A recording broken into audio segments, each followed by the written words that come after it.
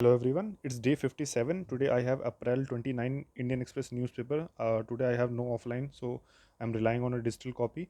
So, first important article that I found in this today's newspaper is on the ideas page, that is page number 9, and it is written by Dr. Ashok Gulati, and the title is Healing the Soil. So it is time to make food system climate resilient, arrest groundwater depletion, reduce greenhouse gas emission, and reward biodiversity.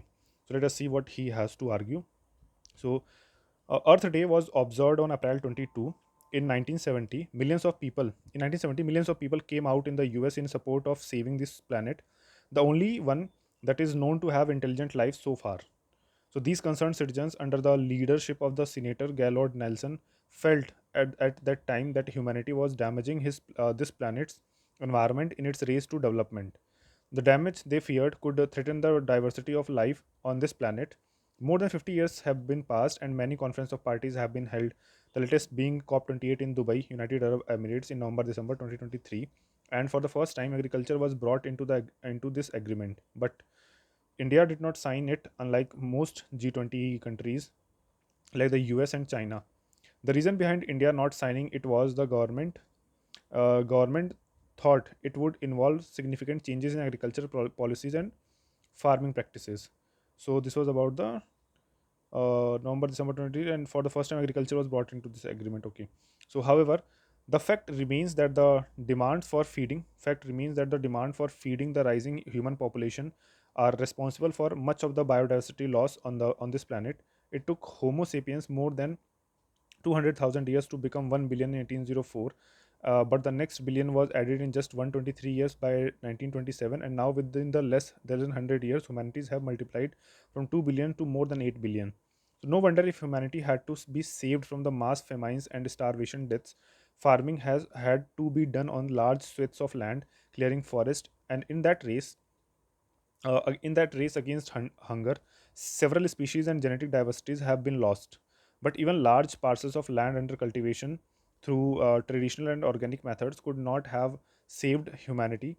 As Norman Borlaug, the father of the Green Revolution, once said, "This planet can 4 billion people. This planet can 4 billion people at the most in its own. If science had not come to rescue the situation, many would have starved to death." So, science, like fire, if not used properly, can also harm. The Green Revolution, based on high yielding varieties, irrigation, chemical fertilizers, and pesticides, did produce more food than humanity needs today. In fact, as per the FAO, that is Food and Agriculture Organization, 30% of the food produced never reaches our stomach due to high food losses in the journey from harvest to retail and high waste at the consumer end. So there is no dearth of food supplies, though though access to food is an income issue. To ensure that people do not die of hunger, each country has to devise its own policies.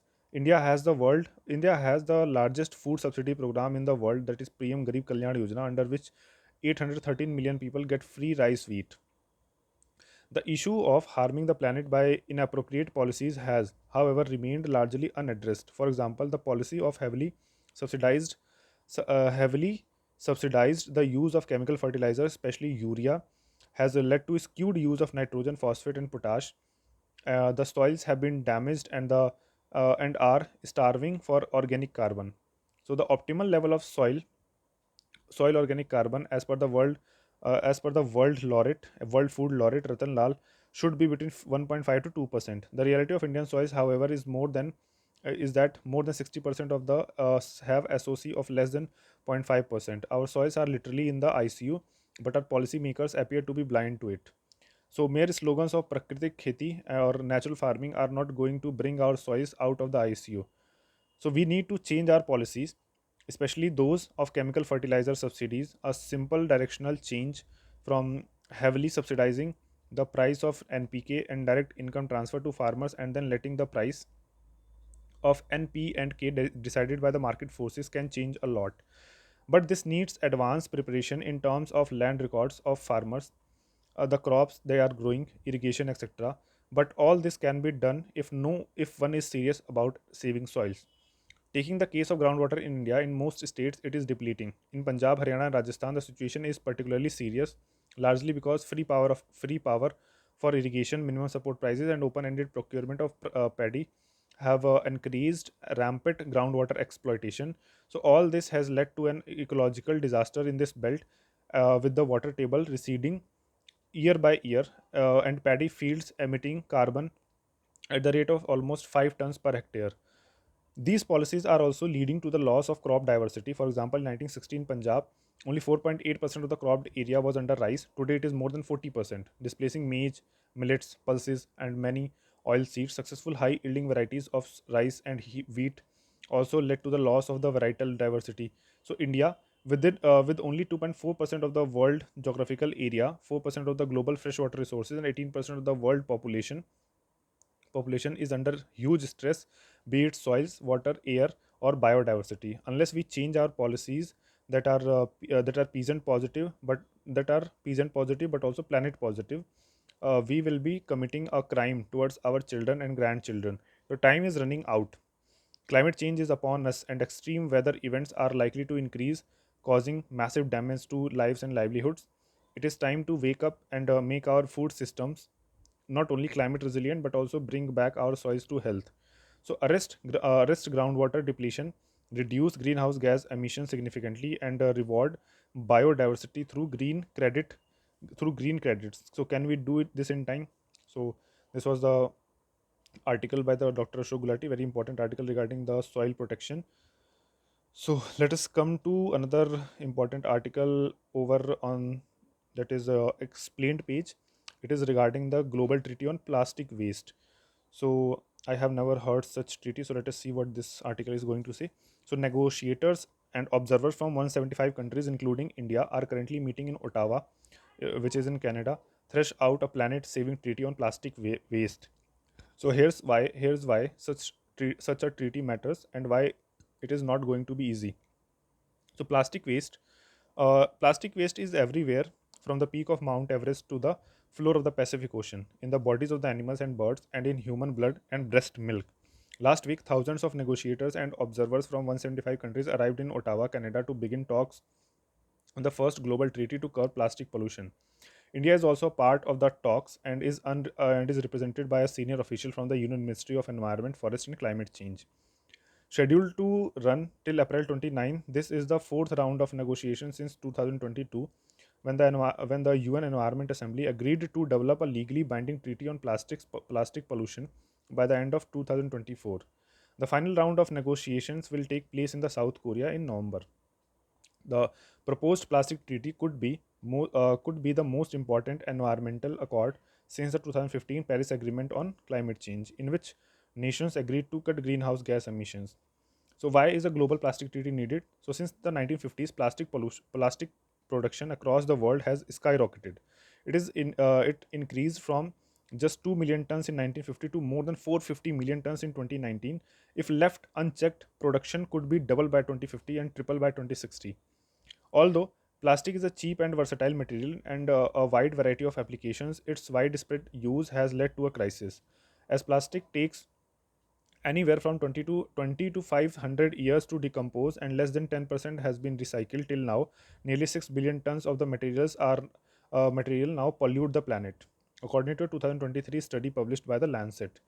So, around 400 million tons of plastic waste is generated annually, a figure that is expected to jump by 62% between 2024 and 2050. Much of this plastic waste leaks into the environment, especially into the rivers and oceans, where it breaks down into smaller particles such as microplastic pieces smaller than zero point 0.5 mm in diameter, and nanoplastic pieces that are just 100 nanometers or smaller. So plastic contains more than 16,000 chemicals that can harm ecosystem and living organisms, including humans. The chemicals are known to disturb the body's hormone systems and cause cancer, diabetes, reproductive disorders, etc. Plastic pollution and disposal are also contributing to climate change. So, according to a report by the Organization for Economic Cooperation and Development (OECD), in 2019, plastic generated 1.8 billion tons of greenhouse gas emissions, which was 3.4% global emissions. Roughly 90% of these emissions came from the production of plastics, which is made from chemicals sourced from fossil fuels. So if current trends continue, emissions from plastic production could grow 20% by 2050, a recent report by the Lawrence Berkeley National Laboratory in the United States said. So what can the plastic treaty entail? While none of the treaty's details are final yet, experts believe that it can go beyond just putting a cap on the plastic production in United Nations member states. It could, for example, lay out guidelines on how rich nations could help poorer ones meet their plastic reduction targets. It could also ban particular types of plastic products and chemical additives used in plastics, and set legally binding targets for recycling and recycled content used in consumer goods, said a report by Grist magazine. The treaty could mandate the testing of certain chemicals in plastics. It could also contain some details on a just transition for waste pickers and workers in developing countries who depend on the plastic industry for their livelihoods. So, what could be the potential roadblocks to such a treaty? An ambitious agreement is far from an ambitious agreement is far from being guaranteed. Some of the biggest oil and gas producing countries, as well as fossil fuel and chemical industry groups, have been lobbying to narrow the scope of the treaty to focus only on plastic waste and recycling. As a result, the treaty negotiations have been deeply polarizing so far. Since the first round of talks in Uruguay in November 2022, oil producing nations like Saudi Arabia, Russia, and Iran have opposed plastic production caps and have used a range of delaying tactics such as arguing over procedural matters to derail the constructive dialogue. So, countries are yet to decide if the plastic treaty would be agreed upon by the consensus or through a majority vote, according to the report published in the journal Nature. So, consensus would mean that a single country could veto the treaty and prevent it from getting passed. So, on the other hand, there is a coalition of around 65 nations known as the High Ambition Coalition, which seeks to tackle plastic production. The coalition, which includes African nations and most of the European nations, also wants to end the plastic pollution by 2040, phase out problematic single-use plastic, and ban certain chemical additives that could carry health risk. The US has not joined the HAC while it has said it wants to end plastic pollution by 2040. Unlike the HAC, it advocates that countries should take voluntary steps to end plastic pollution.